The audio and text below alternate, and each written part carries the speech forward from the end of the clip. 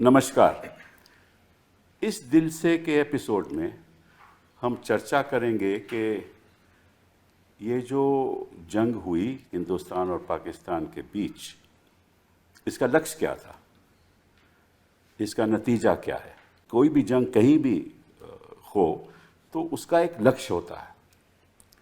आज के दिन दो जगह पे जंग चल रही है। एक तो ईरान और इजराइल के बीच, उसका क्या लक्ष्य है।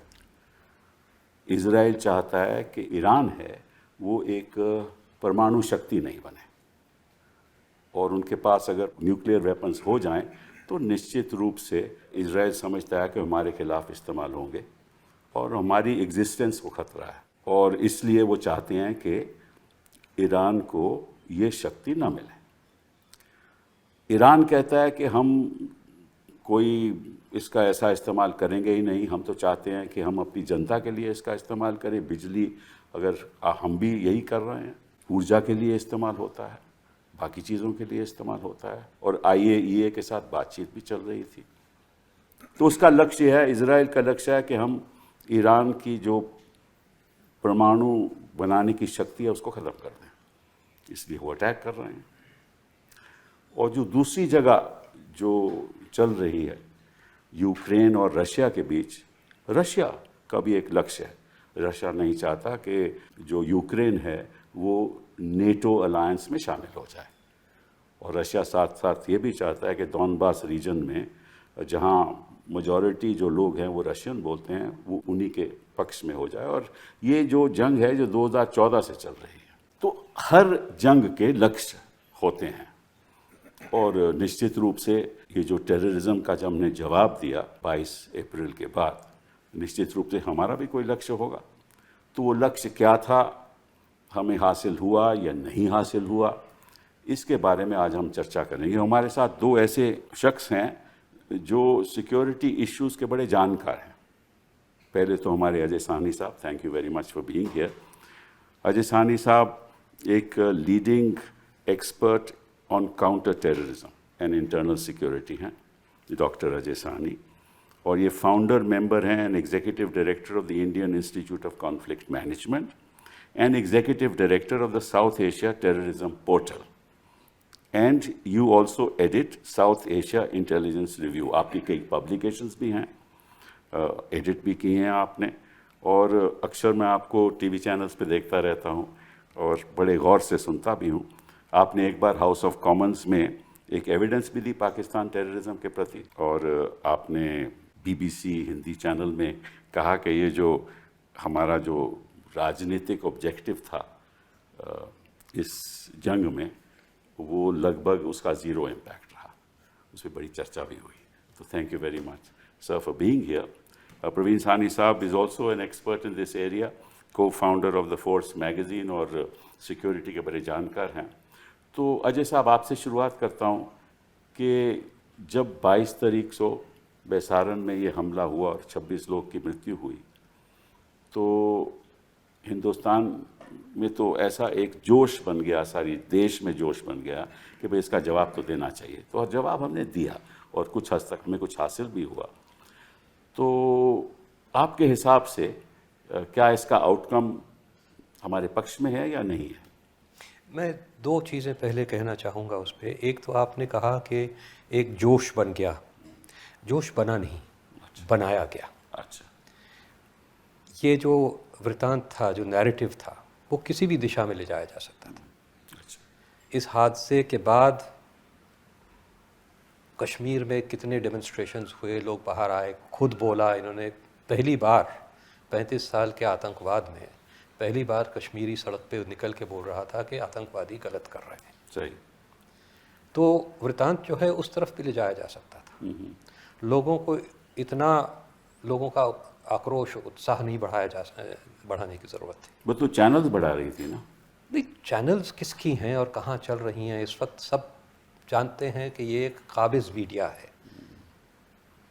ये कोई अपने आप कुछ नहीं करता। ये मैं एक उदाहरण देना चाहूँगा आपको। वैसे भी हर मीडिया काबिज़ होता है, लीडरशिप जो होती है वही वृतांत बनाती है, तय करती है। अटल बिहारी वाजपेयी गए थे एक ज़माने में कश्मीर और उन्होंने कहा था कि ये आर पार की लड़ाई है, सही बात। आपको याद होगा। हाँ, बिल्कुल बिल्कुल। और बहुत बिल्कुल चैनल्स उस ज़माने के इतने काबिज़ नहीं थे जितने आज हैं, लेकिन सब ने कहा कि ये आखिरन हमारे पास ऐसा प्रधानमंत्री आया जो शक्ति की बात कर रहा है, जो भारत के गौरव की बात और कर एक रहा साल तो तैनात रही वहाँ फोर्सेज हमारी। है। नहीं, ये बात की बात है। हाँ, 24 घंटे के अंदर अंदर वही वाजपेयी ने बोला कि मैं अपना दोस्ती का हाथ पाकिस्तान की तरफ बढ़ाता हूँ। सही बात। वही चैनल्स उसी उत्साह के साथ बोलने लगे कि देखिए क्या बड़ा स्टेट्समैन है। तो मैं साफ बात कहना चाहता हूँ कि ये वृत्तांत न लोगों ने बनाया न मीडिया ने बनाया, ये लीडरशिप ने बनाया है। दूसरा, आप बात करते हैं ऑब्जेक्टिव की पूर्ति की, तो एक तो है कि इसके जो कथित ऑब्जेक्टिव्स क्या थे और दूसरा है कि असल ऑब्जेक्टिव्स क्या थे। ये एक डिस्टिंक्शन होना चाहिए। कथित ऑब्जेक्टिव्स ये थे कि जो ये बहुत ही ख़राब हादसा हुआ बैसरन मैदान में, एक मैसेकर हुआ, इतने लोगों को चुन चुन के हिंदुओं को पहचान के गोली मारी गई, बहुत बुरी चीज़ थी।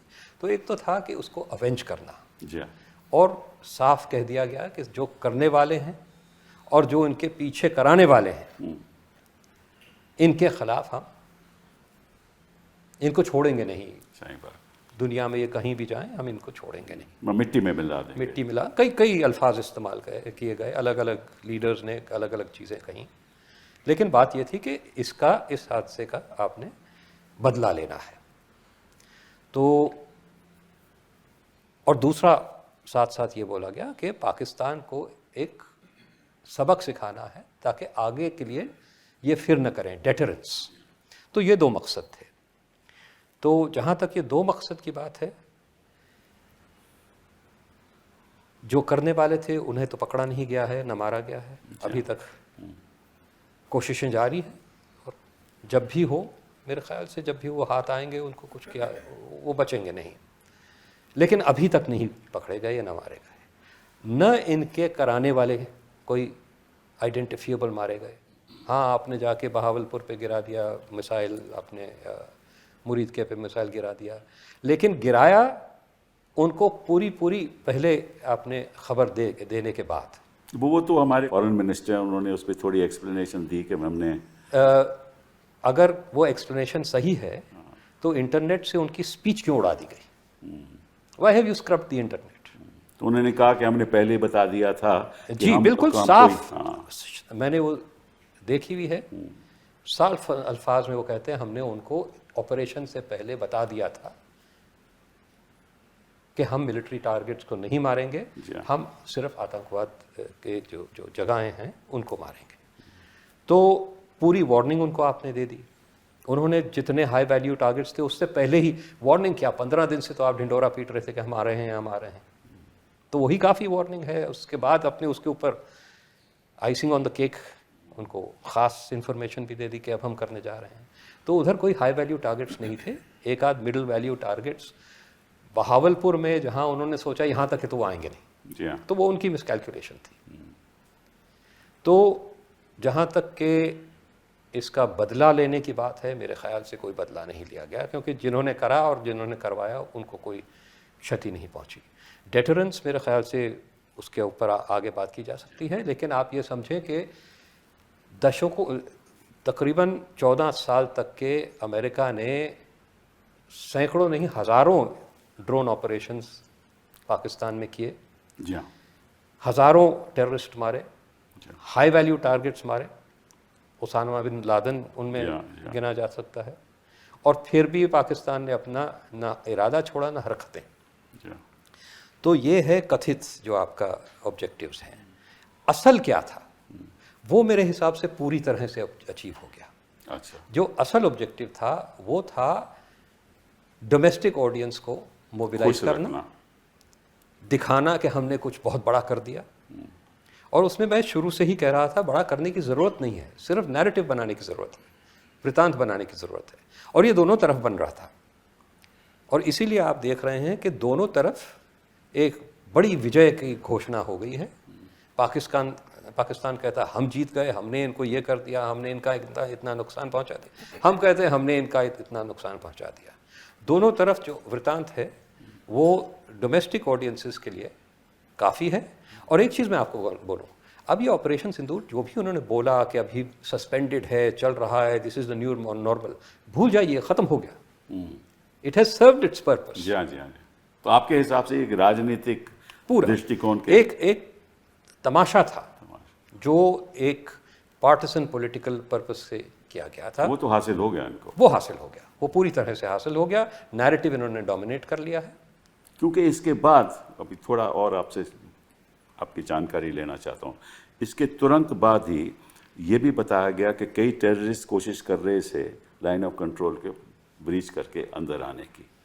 तो इसका मतलब तो शामिल हुआ ना कि साथ साथ में ही टेररिस्ट फिर दोबारा कोशिश कर रहे हैं। उधर से दोनों जो मेन ग्रुप्स हैं, लश्कर और जैश, वो भी दोनों ने इकट्ठा हो धमकियां दी जाएंगे। हैं, वो भी दोनों ने धमकियां दी हैं, खुलेआम घूम रहे हैं, मोबिलाइज कर रहे हैं। तो ये तो उनकी पॉलिसी रही है और रहेगी। वही मैं आपसे कह रहा हूँ ना कि अमेरिका जैसा इतना शक्तिशाली देश 14 साल तक इन पे मिसाइल चलाता रहा और तब भी इनकी तबीयत नहीं बदली या इरादा नहीं बदला।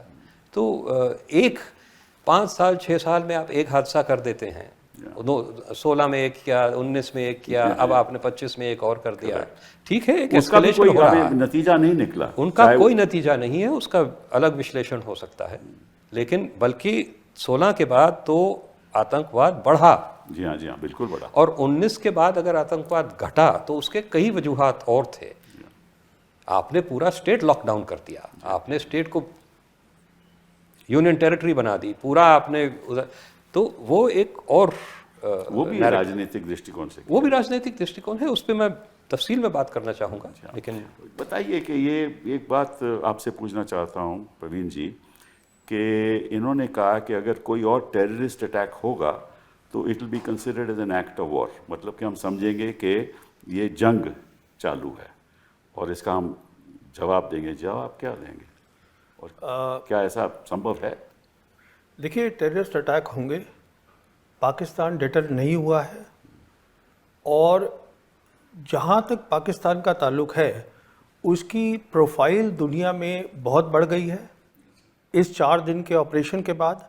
और उसका कारण ये है कि दुनिया ने ये देखा है कि मिलिट्री कैपेबिलिटीज़ में पाकिस्तान जो है वो हिंदुस्तान का कॉम्पिटिटर है। क्योंकि इस वाली जो हमारा उन्होंने देखा 4 दिन के अंदर, अब जैसे 6 और 7 की रात को जो सबसे इम्पोर्टेंट बात थी इस पूरे 4 दिन के ऑपरेशन की, वो था एयर अटैक्स। जी हाँ, 6-7 की रात को। तो उन्होंने अगले दिन ही एक बहुत बड़ी ब्रीफिंग दी थी पाकिस्तान साइड ने। उनके पाकिस्तान एयरफोर्स के एयर मार्शल औरंगजेब अहमद ने इंटरनेशनल प्रेस को एक ब्रीफिंग दी, एग्जैक्ट बताया कि कैसे हमारे पास इलेक्ट्रोमैग्नेटिक आइडेंटिफिकेशंस थी, कहाँ कहाँ हवाई जहाज थे, पूरी डिटेल्स दी उसकी, हमने क्या किया, ये भी बताया बहुत इलाबरेट तरीके से कि हमारी जो एयर वॉरफेयर की जो सोच है, जो स्ट्रैटेजी बोलते हैं, कॉन्सेप्ट बोलते हैं, वो कैसे बदल गया है। हमारी तरफ से चुप्पी थी, आज भी हमारी तरफ से कोई उसको बोलने को तैयार नहीं है। अगर आप इस बात को हटा दें, देखिए अभी एक बात तय है, लड़ाई जो होगी हिंदुस्तान पाकिस्तान की और जब जो हमने यूक्रेन में देखी और गाज़ा में देखी, 3 चीज़ें खास होंगी। एक होगी एयर पावर, एक होगी मिसाइल्स। मिसाइल के साथ आपको डिफेंसिव सिस्टम्स भी चाहिए, जिसको हम बोलते हैं एयर मिसाइल डिफेंस सिस्टम्स, वो चाहिए काउंटर करने के लिए। और तीसरा ड्रोन्स होंगे। हिंदुस्तान पाकिस्तान के बीच में सबसे इंपॉर्टेंट चीज़ थी एयर वॉरफेयर, और उसमें आप नहीं बता पाए दुनिया को कि क्या हुआ, अभी तक नहीं बताया। ऐसी बात तो नहीं, हमने तस्वीरें भी दिखाई हैं कि इनकी डिफेंस एस्टैब्लिशमेंट में हमने हमला किया, इनको ध्वस्त किया है। नहीं, मैं बात कर रहा हूँ 6-7 की रात को, मैं बात कर रहा हूँ सिर्फ एयरक्राफ्ट्स की। अच्छा, एयरक्राफ्ट मैं जैसे आपसे कह रहा हूँ, जो 5 एयरक्राफ्ट की बात हो रही है, 5 या 6 जो भी हैं, तो they will lead the air war. जी हाँ, जो हिंदुस्तान पाकिस्तान की अगली लड़ाई होगी वो वहाँ पर चलेगी, वहाँ पे तय होगी मेरे हिसाब से। जी हाँ। तो आप उसको नहीं बता पाए। दुनिया ने ये देखा है कि अगर आप वो नहीं समझा पाते हैं दैट मीन्स पाकिस्तान जो है वो आपका कॉम्पिटिटर है। नहीं, अनिल चौहान जी तो, I am sorry to interrupt, Anil Chauhan साहब ने तो कहा है कि हमारे कुछ राफेल हैं उन पे। नहीं, उसने कहा है कि नंबर की जरूरत। पहले एयर मार्शल भारती जो थे, हाँ, उन्होंने भी जिक्र किया कि मैं इसका डिटेल नहीं दे सकते, लेकिन कॉम्बैट सिनारियो है, उसमें नुकसान होता है। द पॉइंट इज आपको बताना है क्या नुकसान हुआ है जी। आपने क्या किया है, तो पार्लियामेंट सेशन में बताएंगे ना, ऐसे तो अब वो पता नहीं जब बताएंगे। ये बातें तभी होती हैं तो दुनिया देख रही होती है। अब हम अपना कुछ भी सोचते रहें, दुनिया देख रही है क्या हुआ है, दुनिया ने अपने नतीजे निकाल लिए हैं कि क्या हुआ है। और अच्छा देखिए, मैं आपको एक मज़ेदार बात बताऊं, ये एक बहुत इंपॉर्टेंट बात है। वो ये है कि 4 ऐसे मुल्क हैं या 4 ऐसी जगह हैं जिनके पास पूरी दुनिया का सैटेलाइट है, what is called the constellation, round the clock they can see क्या हो रहा है दुनिया में। वो कौन सी 4 हैं? जीपीएस है अमेरिका का, जी हाँ, गलीलियो है यूरोप का, जी हाँ, ग्लोनॉस है रशिया का, और बेदू है चाइना का। अच्छा। और बेदू इन सब में से अच्छा है टेक्निकली, बिकॉज वो बहुत लेटेस्ट है, उसमें 45 सैटेलाइट्स है, किसी और में नहीं है। अच्छा। तो एग्जैक्ट क्या हुआ रियल टाइम में दुनिया को मालूम है, कुछ नहीं छुपा। अगर छुपा है तो हिंदुस्तान के लोगों को नहीं मालूम। अब आप ये कहना कि हमने उनका वहाँ पर जाके अंदर वो उसको एक वो एयर स्ट्रिप्स को हमने कर दिया, ठीक है, कर दिया, ठीक है, दैट्स फाइन, वो भी क्लेम कर रहे हैं हमने कर दिया। Key thing was the air war, आपने वो शुरू करी जंग, पर देखिए आगे क्या हुआ। लेसन दोनों सीख चुके हैं, आपने उसको पॉज किया है अभी ऑपरेशन को, प्राइम मिनिस्टर ने। इसका मतलब ये है कि पॉज का है कि अब दोनों को अपनी जो लिमिटेशंस है उसकी तैयारी करनी है। पाकिस्तान जल्दी से कर लेगा क्योंकि चीन उसको सब कुछ देगा। वो अब रिपोर्ट आ रही है कि वो आधे पैसे पे देगा, मैं कहता हूँ वो फ्री देगा, वो कोई पैसे नहीं लेगा, उससे हम घूमते रहेंगे। वो तो हमें डिस्टेबलाइज करना चाहते हैं ना। हाँ, चीन की तो हाँ, राजनीति ही है। पहली बात तो ये है। दूसरी बात क्या है, आपने ये न्यू नॉर्मल जो क्रिएट करा है वो इतना डेंजरस है कि जो वॉर का थ्रेशोल्ड है वो बिल्कुल नीचे आ गया है। क्योंकि अब आप क्या कह रहे हैं न्यू नॉर्मल के अंदर कि आप मिसाइल फायर कर सकते हैं एक दूसरे के अंदर, ड्रोन एक दूसरे के। अगर 2 टेररिस्ट मार दें किसी को, 4 लोगों को या 2 लोगों को, तो will it be N act of war? ये तो कह रहे हैं। नहीं, ये तो हम जंग कह का रहे हैं ऐलान ना। होगा। हम कह दिया कि any act of terrorism is an act of war. नहीं, उनके कहने से कुछ नहीं होता है, बिकॉज सवाल ये है कि अगर आप कुछ भी करेंगे एक्ट ऑफ वॉर, देखिए अब आप एक्ट ऑफ वॉर की बात कर रहे हैं। 2019 में क्या हुआ था?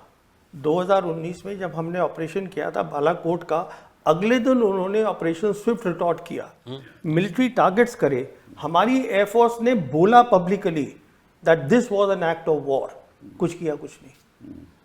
तो ये कहने और करने में फर्क होता है। ये जो हुआ है इससे हमारी एयरफोर्स की लिमिटेशंस एक्सपोज हो गई हैं। जी हाँ, इसमें पॉज है, डेंजरसली लो थ्रेशोल्ड आ गया है। जी हाँ। और मैं समझता हूँ जॉन सी भी whichever side gets ready first they will lift the pause. नहीं, बस देखिए इसमें तो हमें थोड़ी दिक्कतें हैं क्योंकि उनके पास चीन का फुल सपोर्ट है। अगर हम कोई भी जंग में शामिल होते हैं तो हमारे 3 सेक्टर्स पे हमें जंग लड़नी होगी मेरे हिसाब से। एक तो पाकिस्तान के, एक लद्दाख में, और तीसरा बांग्लादेश। नहीं, देखिए आपको जंग 2 जगह लड़नी होगी। जो पाकिस्तान है वो पाकिस्तान अकेला नहीं है। It is what I have been calling for so many years, this is a one front reinforced war. China उसके साथ खड़ा है, सिर्फ हाथ नहीं दिखा रहा है। वो तो पूरा चाइना सपोर्ट कर रहा है। तो एक तो ये हो गया आपका। दूसरी जंग आपकी होगी कश्मीर के अंदर। अच्छा, जहाँ तक उनका ताल्लुक है, चाइना का ताल्लुक है, वो ये इंश्योर करेंगे जो आपकी एयरफोर्स है वो तकसीम रहेगी। जी हाँ, बिल्कुल। पर वो कुछ करेंगे नहीं, वो सिर्फ अपनी एक्टिविटी जो है वो बढ़ा देंगे, लड़ाई नहीं लड़ेंगे आपके साथ। वो आपको अपने लेवल का समझते ही नहीं है। और सब ये, इससे एक और बात निकली, अब पूरी जो दुनिया है, अब हम कह रहे हैं कि साहब हम हाइफनेट हो गए हैं, हिंदुस्तान पाकिस्तान। आप खुद ही तो करते रहते हैं सारा टाइम। नहीं, हाइफनेट तो इसीलिए हुए हैं ना कि आपने जंग का जब इसका जवाब दिया ऐसी तरह से दिया क्योंकि बाकी जो विश्व के देश हैं वो तो समझते हैं कि भैया ये दोनों परमाणु शक्तियां हैं इनके पास, ये तो कुछ भी हो सकता है। नहीं, देखिए तो परमाणु तो बात टेररिज्म की तो कहीं होती ही नहीं है। सारे विश्व में टेररिज्म की तो कोई बात हुई नहीं। नहीं, देखिए परमाणु शक्ति को इतनी अहमियत नहीं देनी चाहिए, मैं समझता हूँ, क्योंकि कोई इतनी जल्दी न्यूक्लियर वेपन्स यूज़ नहीं करेगा। Conventional capabilities matter. जो जंग होती है, कन्वेंशनल कैपेबिलिटीज़ मैटर, और उसमें वो दुनिया ने देख लिया है कि हमारे वो कॉम्पिटिटर हैं, वो हमसे कम बिल्कुल नहीं। मैं ये परमाणु शक्ति के बारे में एक और चीज़ कहना चाहता हूँ कि ये एक आप कह सकते हैं मौका देख के उसका फ़ायदा उठाने के लिए पाकिस्तान बार बार ये बात कहता है, और जो वेस्टर्न नेशंस हैं वो भी दरअसल कोई घबराया हुआ नहीं है कि दरअसल एक परमाणु युद्ध होने वाला है, वो भी इसका मौका का फ़ायदा उठा रहे हैं। इसी में अमेरिका कहता है, वो डोनाल्ड ट्रंप ने कहा कि millions would have died, right, इसीलिए मैंने मीडिएशन किया। वो इस क्षेत्र में अपना हस्तक्षेप बढ़ाने की कोशिश कर रहे हैं, और उनको ये जो परमाणु का थ्रेट है, एटॉमिक वॉर का थ्रेट है, एटॉमिक, ये उनको एक अच्छी बुनियाद मिलती है लोगों को डराने के लिए। आप एक चीज़ देखिए, जब ऑपरेशन पराक्रम हुआ था, फोर्स मोबिलाइजेशन हुई थी, एक गोली भी नहीं चली। जी हाँ, बिल्कुल नहीं चली। दिल्ली खाली हो गया था, सारी एम्बसीज जो थी उन्होंने अपनी बल्क स्टाफ विड्रॉ कर ली थी। आप सोचते हैं कि अगर वेस्टर्न पावर्स दरअसल सोचते कि यहाँ पे एक परमाणु युद्ध होने वाला है तो अपनी स्टाफ यहाँ छोड़ते? कोई, ये सब कहने की चीज़ें हैं, क्योंकि इस वक्त ग्लोबल एक आप कह सकते हैं डिस्टेबलाइजेशन का एक वैक्यूम है, जी हाँ, और ये सब अपना हस्तक्षेप हर क्षेत्र में बढ़ाने की कोशिश कर रहे हैं। मैं आपसे दूसरे सवाल पे आता हूँ, क्योंकि आप you are an expert on counter terrorism. मेरा अपना जो मानना है कि हमें जंग से कुछ मिलने नहीं वाला। अगर हम जंग में जाएंगे और उनकी सपोर्ट रहेगी पाकिस्तान की, चीन उनको सपोर्ट करेगा, तो निश्चित रूप से हमें कुछ मिलने नहीं वाला।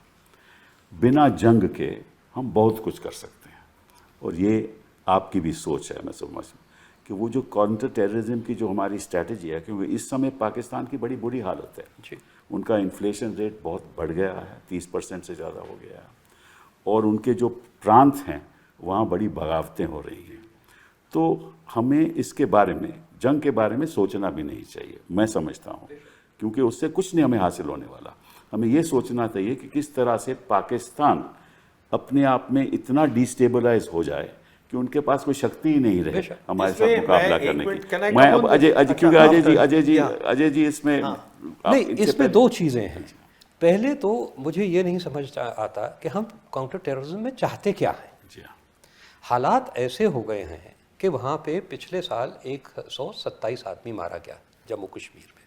अच्छी बात नहीं है, जी हाँ, मुश्किल है, टेररिज्म हो रहा है, लेकिन एक वक्त था वहाँ पे हज़ारों आदमी हर साल मारा जा रहा। जी हाँ, 16 साल तक के हाई इंटेंसिटी कॉन्फ्लिक्ट था।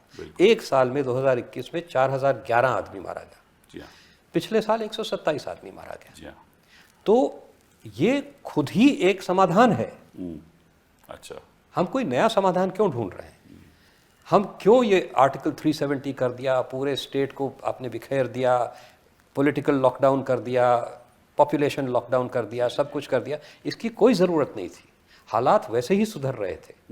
अगर आप देखें तो 2012 में सिर्फ 121 आदमी मारा गया। जी हाँ, अगर आप 5 साल जो मनमोहन सिंह के दूसरा बहुत कमते tenure हो था, रहे थे, कमते होते थे। 5 साल में 1128 आदमी मारा था। यानी कि हर साल 220-225 आदमी मर रहा था। मोदी जी के दूसरे टेन्योर में तब भी 1270 आदमी मरा। यानी कि आप उस 5 साल तक के भी नहीं पहुंचे हैं। आपने सब कुछ कर लिया, 370 और ये वो। नहीं, आपने तो ऐलान कर दिया 2016 में 8 नवंबर को कि भाई डिमोनेटाइजेशन के साथ टेररिज्म भी खत्म तो हो वही मैं जाएगा। कह रहा हूं कि इनके जितने भी क्लेम्स हैं टेररिज्म के, ये विचारधारा से प्रेरित हैं। ये ज़मीनी हकीकत जो है उससे कोई ताल्लुक़ नहीं रखते। इन्होंने बस दिखाना है कि एक हवा बनाना है कि ये आतंकवाद और इस्लामी आतंकवाद एक पूरे देश के लिए बहुत बड़ा ख़तरा है। वरना सल्यूशन तो आपका 2012 तक के तैयार था। उस वक्त आपको पॉलिटिकल इनिशिएटिव्स चाहिए थे। जी हाँ, जी हाँ। लोग आपके साथ हो गए हैं तकरीबन। कश्मीरी लोग तो साथ ही हैं। तो पहली चीज़ तो मैं नहीं समझता कि इन्होंने जो सब चीज़ें 2019 के बाद की उनकी कोई ज़रूरत थी। पहली चीज़ 370 की बात करते हैं तो 370 आप बेहतर जानते हैं कि एक खोखला क्लॉज था। बिल्कुल बिल्कुल। उससे पहले 40 प्रेसिडेंशियल ऑर्डर से ज़्यादा हो चुके थे। 99% ऑफ सारे कानून सब कुछ पहले ही खत्म हो गए लागू थे, बस वो ज़मीन का और एक आध छोटे मोटे और yeah. उसके अंदर। मगर वो एक विचारधारा से प्रेरित था कि हमने दिखाना है कि 370 से ये अलग ये अपने आप को समझते हैं।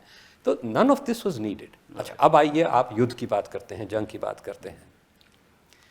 जब प्रॉब्लम ही इतना बड़ा नहीं रहा तो वो फिर आप एक वो अंग्रेजी की कहावत है ना, using a hammer to kill a fly, sledge hammer to kill a fly.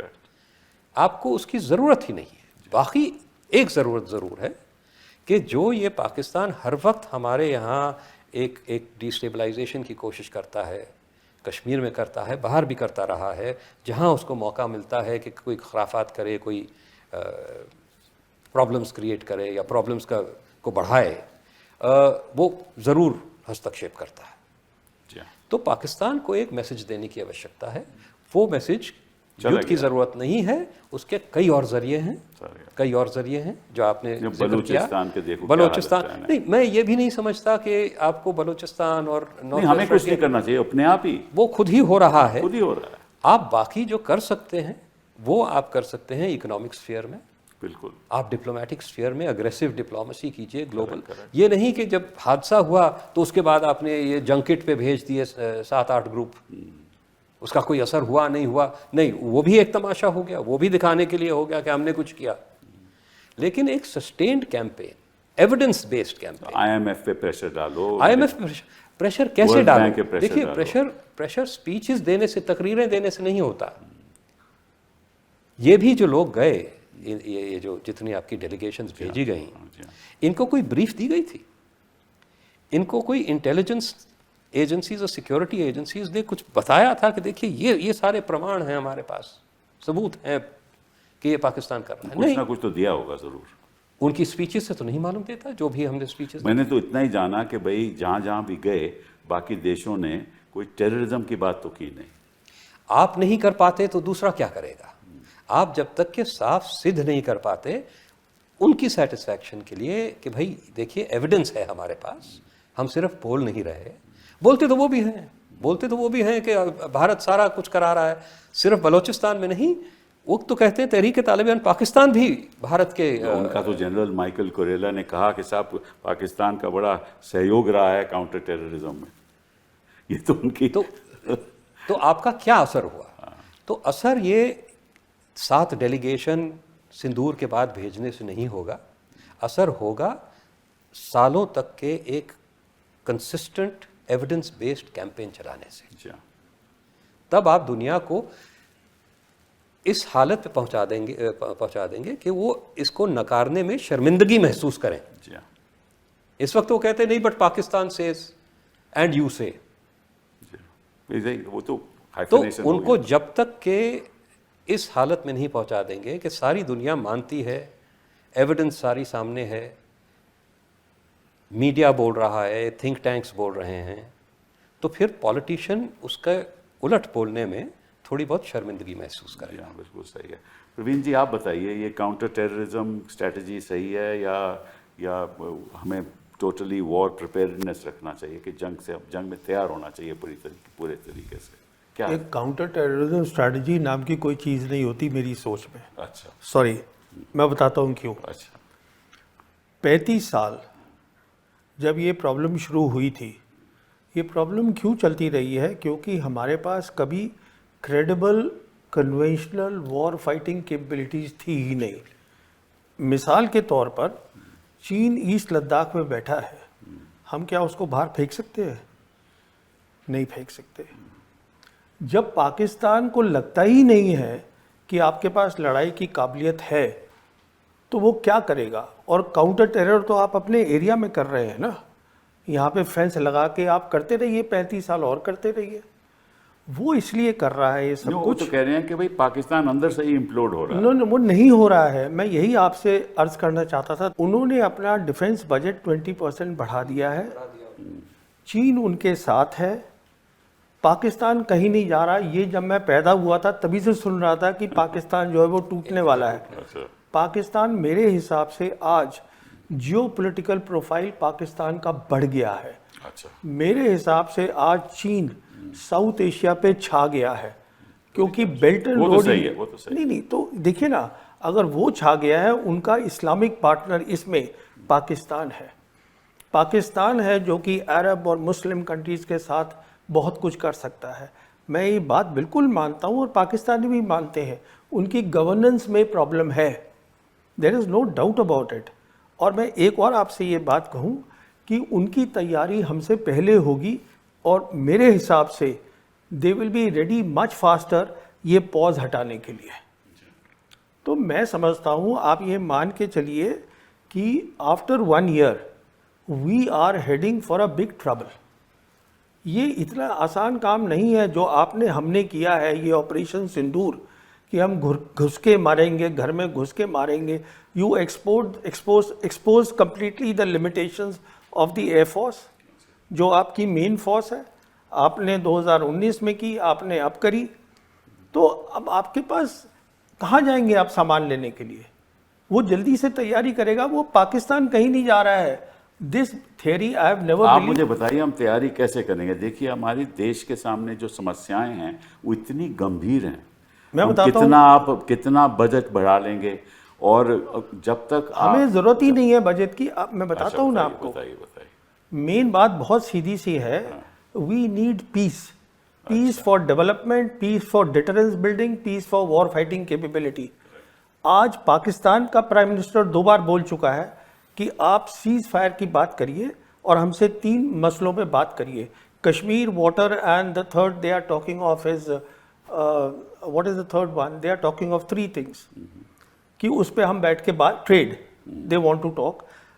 China का अभी vice foreign minister Sun Weidong was here in Delhi, he met up with the foreign secretary Misri. They से कि आप डायरेक्ट फ्लाइट शुरू करिएगा।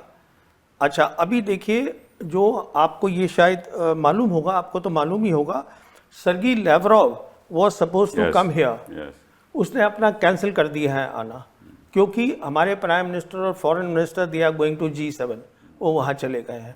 अब क्यों आ रहे थे Sergey Lavrov? We need Sergey Lavrov, of course we do. We need Sergey Lavrov because not only हमें S-400 चाहिए, हमें S-500 चाहिए। पूछिए क्यों? वो इसलिए चाहिए क्योंकि चाइना हाइपरसोनिक मिसाइल्स देगा पाकिस्तान को, जिसको हम बोलते हैं DF-17 with the hypersonic glide vehicles, they will give it to them. उसका हमारे पास कोई हल नहीं है। वो आप देख लीजिए क्या हो रहा है ईरान और इजराइल के बीच में। What I am saying is कि ये ना एक टेंडेंसी है टू से कि हमारा जो एडवर्सरी है वो हमसे कमज़ोर है, उसको अंडर एस्टिमेट करना। वो कमज़ोर नहीं है बिल्कुल, और ना वो इम्प्लोड हो रहा है, कुछ नहीं हो रहा है।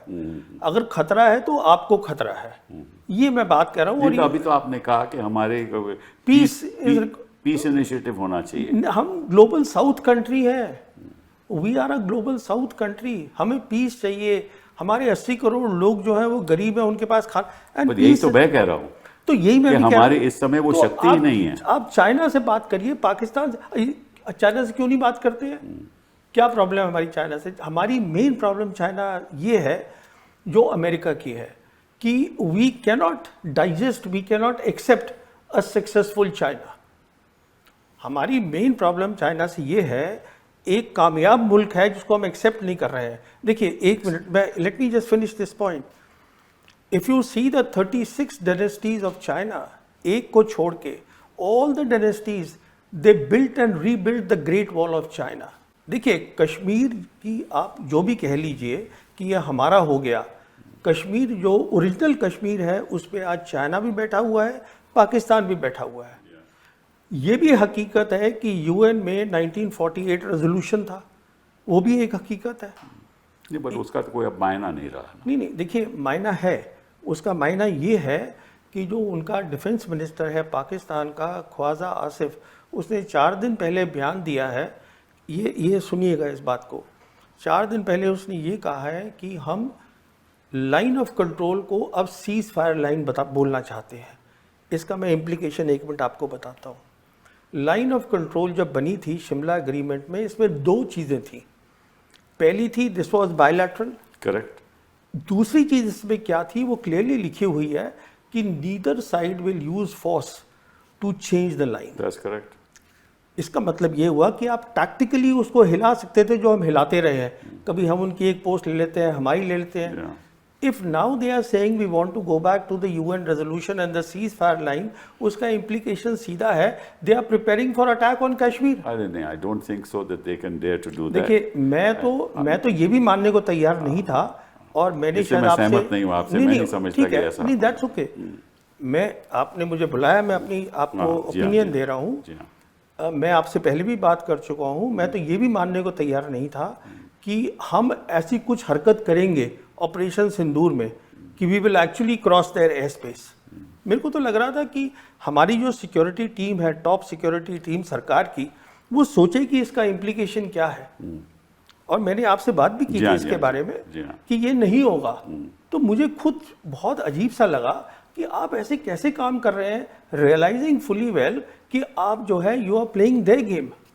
नहीं, आप तो बातचीत कर रहे हैं कि भाई इनको बातचीत करनी चाहिए, सही बात है, लेकिन हमारे जो रक्षा मंत्री हैं उन्होंने तो कहा है कि हम 2 चीज़ों पे बात करेंगे, एक टेररिज्म पे, एक पाकिस्तान ऑक्यूपाइड कश्मीर पे। इन्हीं 2 चीज़ों पे बात करेंगे, उससे अलावा हम बात नहीं। आप मुझे ये बताइए, चीन के साथ अगर, एंड चाइना ने रेगुलरली कहा है आफ्टर 5 अगस्त 2019 that we support Pakistan security and, उसका मतलब है सिक्योरिटी एंड सॉवरेनिटी। उसका मतलब बहुत सिंपल है। नहीं, मैं आपका जवाब ले सकते हैं क्या? मैं आपसे इसीलिए जवाब दे रहा था कि जहां तक हमारा सवाल है, हम तो बातचीत करने के लिए तैयार ही नहीं है। ठीक है ना। और मेरे हिसाब से, और मैं आपकी राय चाहता हूं, बिना बातचीत से आगे बात बढ़ेगी नहीं। देखिए, मैं इससे इतना सहमत नहीं हूँ। पहली चीज़ तो बातचीत न करना भी एक बात होती है। पर तो कर चुके हैं हम 2014 से। कर चुके हैं, लेकिन बंद कर दी ना। क्यों बंद की? क्योंकि उसका कोई पाकिस्तान के साथ कोई आगे कदम नहीं बढ़ रहा था। सिर्फ बातचीत से कुछ निकलेगा, इस बुनियाद पे बातचीत होनी चाहिए, इससे मैं सहमत नहीं हूँ। क्योंकि बातचीत का असर होता है। हम अगर पाकिस्तान से, और ये नहीं कि बातचीत नहीं हो रही पाकिस्तान से, बातचीत हो रही है। दोनों डीजीएमओ ने बातचीत की, इसलिए ये आपका सीज फायर हुआ। बाकी भी बैक चैनल्स होते हैं, एनएसए जो भी हैं, तो बातचीत तो हुई ना, सीधी या किसी के जरिए से। एनएसएज मिलते हैं, कहीं बाहर मिल जाते हैं, अनऑफिशियली मिलते हैं, साइडलाइंस पे बातचीत होती जाती है, इंटरनेशनल मीटिंग्स पे। बातचीत का मतलब एक पॉलिटिकल लेवल पे, वो पॉलिटिकल लेवल पे जब आप बातचीत करते हैं, उसके 2 इश्यूज होते हैं। पहले उसकी कुछ बुनियाद बने कि भाई प्राइम मिनिस्टर जाएंगे, उसका कोई असर होगा, या आपके एक्सटर्नल अफेयर्स मिनिस्टर जाएंगे, तो एक कोई बेसिक वर्क हो चुका है, उसके बाद कुछ फाइनलाइज होने जा रहा है। दूसरी चीज़, जब आप एक पाकिस्तान से बातचीत करते हैं, तो आप दुनिया को एक मैसेज दे रहे हैं कि ये एक रैशनल एक्टर है, ये सुलह करना चाहता है, जो सच नहीं है, क्योंकि इनसे हमने कई बार बातचीत की, और ये बातचीत और आतंकवाद साथ साथ चला रहे हैं, चलाते रहे हैं, और फिर भी चलाएंगे। ये बातचीत का एक कवर लेके चलते हैं। तो मैं इससे सहमत नहीं हूं कि बातचीत से सब चीज़ें रिजॉल्व हो सकती हैं। प्रॉब्लम यह है कि हमारी जो पॉस्चर्स हैं वो हमारी शक्ति के साथ रेकनसाइल नहीं होते। सही बात है। आपने जो, मैं पूरी तरह से सहमत हूँ इस पर कि ये जो हम पाकिस्तान ये सब हिम्मत करता क्यों है, क्योंकि हमारी कन्वेंशनल डोमिनेंस नहीं। कन्वेंशनल डोमिनेंस क्यों नहीं है? क्योंकि हमने डिफेंस पे कभी इन्वेस्ट ही नहीं किया। मैं बार बार ये कहता रहा हूँ कि हम इसी पे बड़े खुश हैं कि हमारी फ़ौज जो है पाकिस्तान से दुगनी है, हमारे पास उनसे दुगने टैंक हैं। इस बार तो ब्रह्मोस ने तो काफ़ी अपना, देखिए, एक आध चीज़ से यही हमारा our cup run over rather easily. अच्छा, वी आर ए नेशन, हमारी जो पॉपुलेशन है उनसे शायद 6 या 7 गुना है। हमारी जो आर्थिकता है, जीडीपी जो है, वो उनसे 11 गुना है। तो हमारी फ़ौज उनसे 2 गुना क्यों है? और हमारी फ़ौज सिर्फ उनके लिए है? हमारी फ़ौज उनके लिए है, चीन के पूरे बॉर्डर के साथ लगी हुई है, बांग्लादेश के साथ लगी हुई है, और इंटरनल सिक्योरिटी में लगी हुई है, लेकिन हमारी फौज दुगनी है तो हम पाकिस्तान को हरा लेंगे। मैं पूरी तरह इनसे सहमत हूँ कि in terms of actual warfare हमारा कोई एडवांटेज नहीं है, और हमारा कोई एडवांटेज नहीं है पाकिस्तान के ख़िलाफ़ क्योंकि हमने कभी इसमें इन्वेस्ट नहीं किया है। तो हमें अपनी शक्ति के बारे में, मैं चीन का एग्जाम्पल बहुत अच्छा है, जिस तरह से उन्होंने सब कुछ बदला। डेंग जियाओपिंग का बहुत अच्छा था, हाइड एंड बाइट, अपनी शक्तियों को और आपका जो कैपेबिलिटीज़ हैं जो डेवलप कर रहे हैं आप, उनको छुपाओ और समय बिताओ, और जब मौका मिले तो, और समय जब नहीं मौका नहीं मिले, जब आपकी शक्ति उस दर्जे पे पहुंच जाए कि आप अपने डेजिग्नेटेड दुश्मन जो आपसे कई दर्जा ज़्यादा शक्तिशाली है, उन्होंने तो अमेरिका को उस वक्त 80s में, लेट 80s में ये पूरी चीज़ तय हो चुकी थी इनके दिमाग में कि हमारा चैलेंजर जो है वो अमेरिका है, और उसी वक्त वो अमेरिका से अपनी दोस्ती बढ़ा रहे थे। हाइड एंड बाइड, डिसेप्शन, ये these are essence of Chinese strategy. हम करते कुछ नहीं है या करते छोटी सी चीज़ हैं और उसकी ऐलान दुनिया भर में करते फिरते हैं। You must develop national power. ये जितने जो सब कन्वेंशनल हमारे खिलाफ ऑपरेशंस हो रहे हैं वो इसी वजह से हो रहे हैं क्योंकि हमारी कन्वेंशनल स्ट्रेंथ नहीं है। हम सॉफ्ट पावर की बात कर रहे हैं। Hard power is the basis of soft power. Hard power is the fundamental of सब कन्वेंशनल वॉरफेयर ऑल्सो। आप कुछ नहीं कर सकते क्योंकि अगर अब जैसे पाकिस्तान ने कह दिया ना, आप पानी बंद करोगे, पानी तो बंद नहीं होने वाला। चीन ने कह दिया ना कि हम ब्रह्मपुत्र वो उधर से कह दिया उन्होंने, और पाकिस्तान ने कह दिया कि पानी बंद कर दोगे, एक्ट ऑफ वॉर है। भाई किस तरह से एक छोटा सा देश कंपैरेटिवली स्पीकिंग हर इंडेक्स पे हमें चुनौती देता है, आपको रोज चुनौती देता है। बांग्लादेश भी आपको चुनौती देता है। मुझे याद है एक वक्त था जब नेपाल आपको चुनौती दे रहा था। क्यों? क्योंकि दो चीज़ें हैं उसमें। एक तो हमने अपनी जो दिफा की शक्ति है उसको नहीं बढ़ाया, और हम उल्टी चीज़ों के पीछे भागते रहते हैं। We will have blue sea capability, we will police the entire Indian Ocean region, हम अमेरिका के साथ मिलके एशिया पैसिफिक को डोमिनेट करेंगे। अरे किस चीज़ से डोमिनेट करोगे जब आप अपने, जब आपकी आर्थिक स्थिति इतनी वीक है। आर्थिक स्थिति छोड़ दीजिए सर, आर्थिक स्थिति कुछ नहीं होती। पाकिस्तान की आर्थिक स्थिति हमसे कम है 20%। उन्होंने साथ तो बाकी लोग हैं ना, चीन भी है और अमेरिका आपके भी है। साथ लोग क्यों नहीं है? ये सारा क्षेत्र आपका था, बैकयार्ड था, लेकिन इस बैकयार्ड को आपने बैकयार्ड समझ दिया। किसी के साथ आप नहीं खड़े हुए। पड़ोसी हमारे साथ, पड़ोसी आपके साथ क्यों नहीं है? क्योंकि आप उनके साथ नहीं खड़े हुए। अभी आप जंग जो चल रही है, आप ना भाग रहे हैं ईरान अमेरिका के हैं, पीछे, ना हम जहां हम इजराइल के साथ, आप अमेरिका के पीछे भाग रहे हो। वो हम क्वाड में भी हमारी कोई ऐसी अहमत नहीं है। एक बात मैं कहना चाहूँगा। देखिए ये हुआ क्या है कि जैसे अभी बात हो रही है कि बांग्लादेश हमारे साथ नहीं है, नेपाल हमारे साथ नहीं है। उसका रीज़न ये है कि आज उनके पास ऑप्शन है, चीन है option, because belt and road initiative is here today. So what has happened is कि दुनिया बदल गई है। We are next to a great part today. ये पहली बात तो ये अच्छा। This is a very important realization. you see, and we are dependent on them, but 30% हमारी जो टोटल आयात इंपोर्ट हैं चाइना से आते हैं। China is today our second largest trading partner. Correct. Sir, last year I think, or the year before last, it was the first. It had overtaken. Exactly. And here is the interesting thing. The total trade of last year was $129 billion. Bilateral trade of that, 113 was their exports to That's us. correct, that's And correct. 14 billion was, Correct. and $90 billion is the deficit. 99 billion is the trade deficit, and we are dependent on them, and we said we don't want to normalize relations with them. ये है, हम normalize नहीं करेंगे। क्यों नहीं करेंगे आप? उसके दो कारण हैं बहुत सीधे से। नंबर 1 ये है कि अगर आप normalize करेंगे तो आपको cooperation करनी पड़ेगी। Then because they have deep pockets and they have infrastructure building capabilities, then if you work together for the betterment of the small countries, then they automatically become the leader. Number 1. Number 2, जो Americans हैं उन्होंने हमें ये झांसा दे रखा है, and it is, we are thinking it's a great thing that Indians should be the military bulwark in Indian Ocean region, कि आप फिर से Indian Ocean region में piggybacking on the Americans, you can take on China. You cannot take on any country, you have to take on your own steam. Absolutely. So my point again is, I just want to come to the big point. The big picture is, please look for peace. Peace is doable.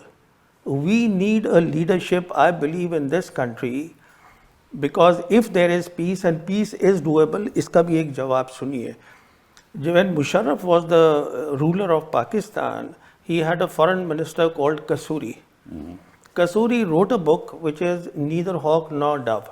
In fact, we had interaction also, and he told me very clearly that when the talks चल रही थी हम दोनों के बीच में, तो हम बंद कर देते थे अपने उसको प्रॉक्सी वॉर को. उसमें चैप्टर में भी लिख दिया उसने. कहने का मतलब ये है, proxy war is a military strategy. ये पॉलिटिकल इसका जवाब नहीं है. It is a military strategy on their part to make sure that you talk on Kashmir. Problem is, मैं आपसे सहमत हूँ, problem is that when you go to any negotiation, मैं तो अपने लॉ की बात कर रहा हूँ, you always go either in a position of strength और minimum equality. So otherwise you can't negotiate. This is the best part. देखिए, you have strength today. Sir, I'll tell as you far what as is the strength. counter-terrorism is concerned, I will fully agree. We have full strength. We have No, dominated them. no. I'm not talking military strength here. I am talking what is your strength. Your strength today is you are sitting at the center of the area where global geopolitics is being played out. What that means is, in very simple terms, that all the three great powers are focused in this area, Asia Pacific. Your second strength is you have a huge market. Everybody wants to come here. So it is not that we don't have strength. We basically have a zero-sum mentality, a colonial mentality. कि मुझे अगर जीतना है तो दूसरे को हारना है. इस पे चर्चा हो सकती है, क्योंकि आप कहते हो कि we have a huge market, we have a huge market, but everybody wants to take advantage of us. No. और ये हो रहा है ना. आज के दिन जो नेगोशिएशन हो रही है, वो कहते हैं आप अपना एग्रीकल्चरल सेक्टर खोलिए. That is with America. It's not so easy. It's not so easy to I agree. negotiate. I would say it is even more difficult to negotiate, because if you see global trends, तो ये पूरी जो विश्व है वो दो भागों में बट रहा है. एक हैं द नेशंस ऑफ टेक्नोलॉजी, और बाकी हैं जो कॉलोनाइज हो रहे हैं. बिल्कुल. और भारत एक कॉलोनाइजेशन के प्रोसेस में है. आप चाइनीज इंपोर्ट्स की बात कर रहे हैं, वो हमसे लेके क्या जाते हैं?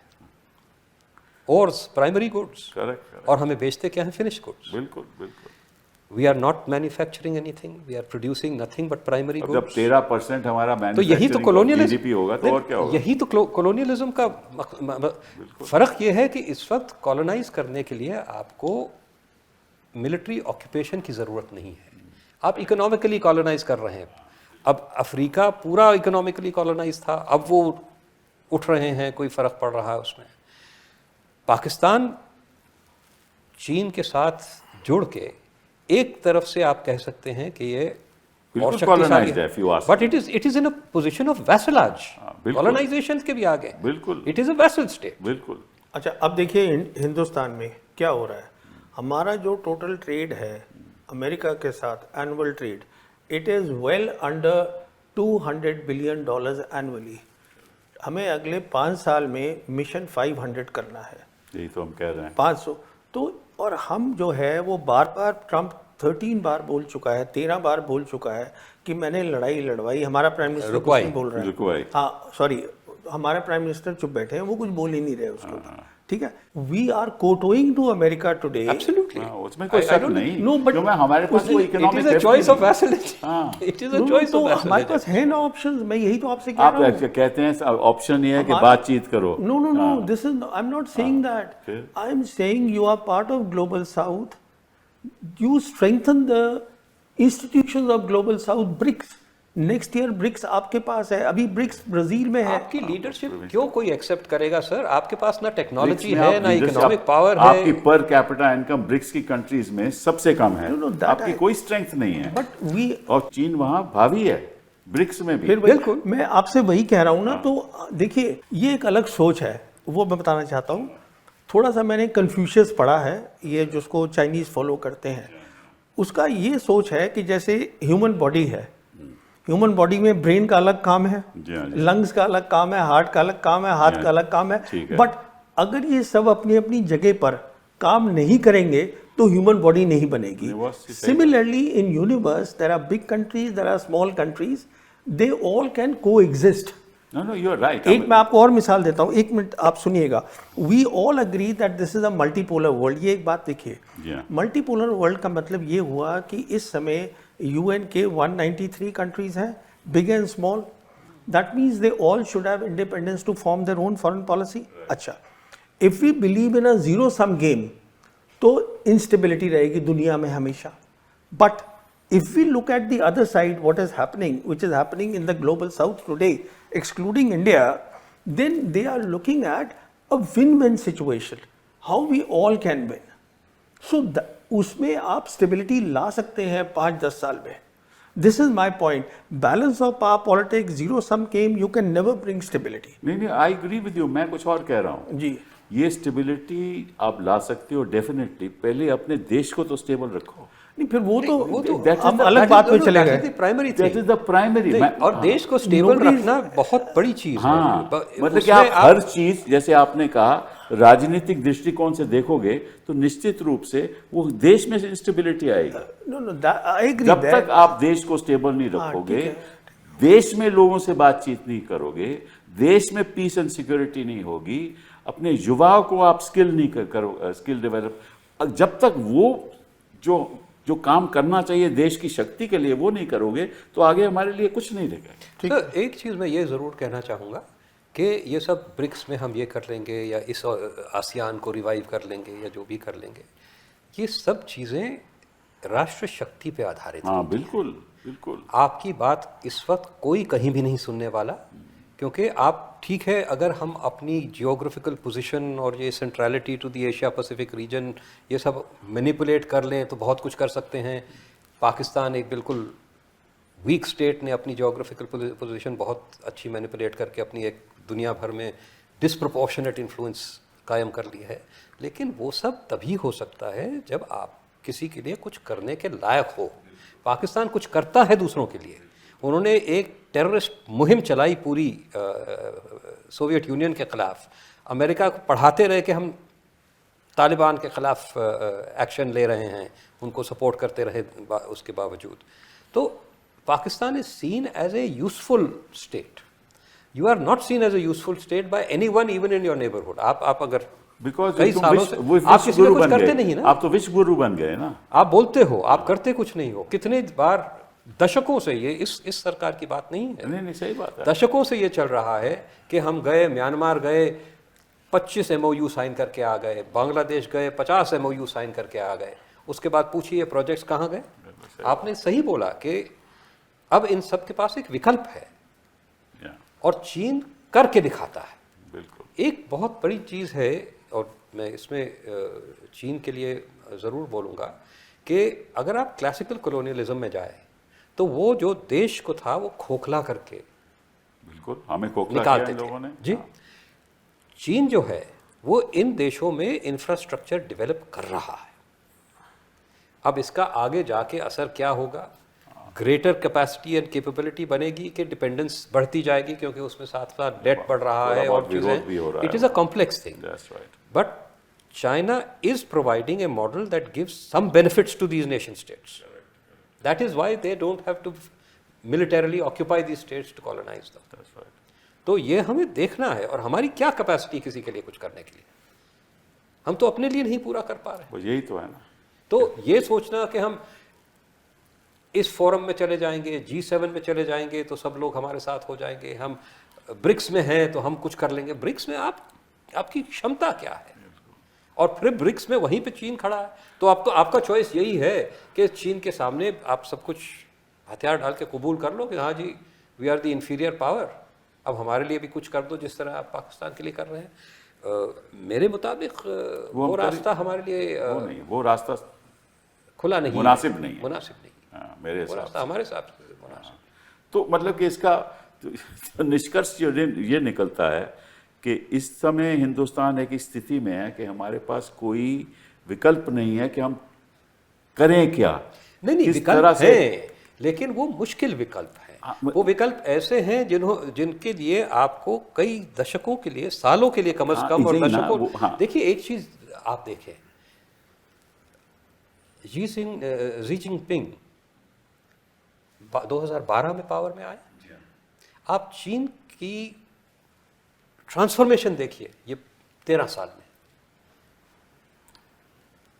तो ये हम भी कर सकते हैं, लेकिन नेतृत्व में ट्रांसफॉर्मेशन लोकतंत्र में जिस नहीं, तरह से मैं ये नहीं लोकतंत्र मानता। नहीं, जिस तरह से लोकतंत्र चला रहे हैं, मैं मानता हूं आपकी बात, लोकतंत्र में हो सकता है, लेकिन उस तरह अगर वो हम चाहें उस लोकतंत्र को इस तरफ ले जाने के लिए तो सबको साथ ले जाने का। बेशक बेशक। जब तक सभी साथ नहीं होंगे तब तक इस लोकतंत्र में वो आप शक्ति नहीं देश पैदा को होगी। बांट के हाँ, देश को बांट के नहीं कर सकते। तरक्की नहीं कर सकते। ये प्रॉब्लम है हमारे देश में। जी बेशक। और जब तक वो सही नहीं होगा, जब तक एज आई सेड कि जब तक हमें आर्थिक स्थिति हमारी आर्थिक ही से उसके बाद आपका उसके बाद डिफेंस बनेगा। डिफेंस। और आर्थिक कैसे बनेगी? एक आंकड़ा आपको मैं देना चाहूंगा। चाइना जो है पिछले साल 2024 में उसने रिसर्च एंड डेवलपमेंट पे 495 ऑलमोस्ट ज्यादा भाई साहब। No that's the 800 billion dollar तो अमेरिका, सब लगभग 800, और 650 से ज्यादा China. Well I the figure I have ये वो पुरानी फिगर है, मैं आपको लेटेस्ट 2024 की बात कर रहा हूँ। ये इनका प्रोजेक्शन है फॉर 2025 परहैप्स, जो आप बोल रहे हो। ठीक है। 2024 का फिगर जो है वो 496 बिलियन डॉलर्स का है, जिसमें आप एक और चीज देखिए कि तकरीबन 250 billion dollar basic research. It is 26 billion, 0.7 billion of 3.8 trillion, sorry 0.7% of 3.8 trillion. आप खुद कर लीजिए 26 आता है। सी द थिंग इज कि चाइना में एक वो होता है रिसर्च का पैसा जो कि फेडरल गवर्नमेंट दे रही है, प्लस जो उनकी प्रोविंसेस होती हैं वो अलग है। तो it is not only private sector के ऊपर रिसर्च आ जाता है, लेकिन हमारे भी प्रदेश है। हमारे यहाँ कोई पैसा नहीं लगा रहा प्राइवेट सेक्टर में। दैट्स द प्रॉब्लम ना, न प्राइवेट सेक्टर लगा रहा है, न प्रदेश लगा रहे हैं। मैं कितने सालों से बोल रहा हूँ कि R&D में जब तक आप खर्चा नहीं करोगे, नहीं, इन्वेस्ट उसमें- नहीं करोगे। देखिए आप इकोनॉमिक की बात कर रहे हैं, तो उसमें ये दिक्कत- चेन है। It is R&D gives you technology, I- technology gives you economics. IP. That's Exactly. it. And Then, then- See, then again- in private sector will invest. उसके बाद ही again it comes to a very simple thing. जब आप पैसा डालते हैं R&D में, it's a long term project, you need peace first. एक मिसाल के तौर पे यही तो हम कह रहे हैं। Sir, मिसाल इतनी के peace तौर तो पे है हमारे नहीं यहाँ नहीं के- है ना। ये जैसे आत्मनिर्भरता की बात हो रही है, now coming back to operation Sindoor, जहाँ से हमने बातचीत शुरू करी थी, बात हो रही है 5th जनरेशन एयरक्राफ्ट हम बनाएंगे, अपना इंजन अमेरिका से लाएं, जापान कह रहा है हमसे इंजन ले लो, ये कर लो वो कर लो, ये सब बात चल रही है आत्मनिर्भरता की। अरे भाई, जब आपने वॉर का थ्रेशोल्ड इतना नीचे कर दिया है तो आप कहाँ से ये क्या कर रहे हैं? वो आपका एयरफोर्स चीफ रोज कह रहा है कि मुझे ना तो हैल कुछ दे पा रहा है, ना DRDO कुछ दे पा रहा है। कहने का मतलब ये है, वही मैं बात कह रहा था, पीस इज डूएबल। मैं जानता हूँ। इंटरनल पीस, अब वो दूसरी बात है। Then मैं तो peace. आपने सिंदूर की बात करी तो मैं उस कॉन्टेक्स्ट में बोल रहा हूँ। ठीक है। नहीं, ये जो आपने कह दिया ना कि एक्ट ऑफ वॉर है, हर act of terrorism act of war नहीं, होगा, वो तो ये देखिए, आपको जैसे- आपकी FDI डिस्टेबलाइज कर देगी। कोई नहीं पैसा डालेगा अगर आप हर अभी तो रोज बाहर जा रहा है FDI। नहीं, वही आपसे अर्ज कर रहा हूँ। Exactly no he is right. या बाहर बाहर जा रहा है। FDI। तो आप FDI बाहर जा रहा है, आपके जो हाई वैल्यू इंडिविजुअल्स हैं वो भाग रहे हैं यहाँ से। तभी तो कहा ना कि जब तक देश की स्थिति में बदलाव नहीं आएगा तब तक देश आगे नहीं बढ़ पाएगा। और देश की स्थिति में तब तक बदलाव नहीं आएगा जब तक कि आपकी नीतियां स्टेबलाइज न हो। आप एक तो रूल ऑफ लॉ खत्म हो चुका है। नहीं, आप हर चीज सुप्रीम कोर्ट कहता है आप बुलडोजर नहीं लगा सकते बिना, फिर लगाते हैं। कोई फर्क नहीं पड़ता। तो अगर सुप्रीम कोर्ट की जजमेंट्स की कोई ऑर्डर्स की कोई वैल्यू नहीं रही है तो फिर कौन आप पे एतबार करेगा? अजय जी और प्रवीण जी ऐसे ऐसे मुद्दे उठा रहे हैं जिसकी देश के भविष्य का कोई ताल्लुक ही नहीं है। जी, कोई वो तो ताल्लुक ही आप नहीं। बोलते रहते हैं मैं रोज। तो बोलता रहता हूँ। हाँ, लेकिन जब तक मैं तो इसीलिए बोलता हूं कि भाई पहले तो देश में शांति लाओ, सबको साथ लेकर आगे बढ़ो, तभी देश आगे बढ़ेगा ना। तभी हम किसी से बातचीत कर पाएंगे। हम तो चाहते हैं बातचीत हो, लेकिन आप कहेंगे हम तो बातचीत करेंगे ही नहीं क्योंकि हम तो विश्व गुरु बनने वाले हैं, तो फिर आगे देश कैसे बढ़ेगा? इसी बात के साथ हम अपनी चर्चा ख़त्म करते हैं। बहुत बहुत धन्यवाद आपके आने का। Thank you. Thank you.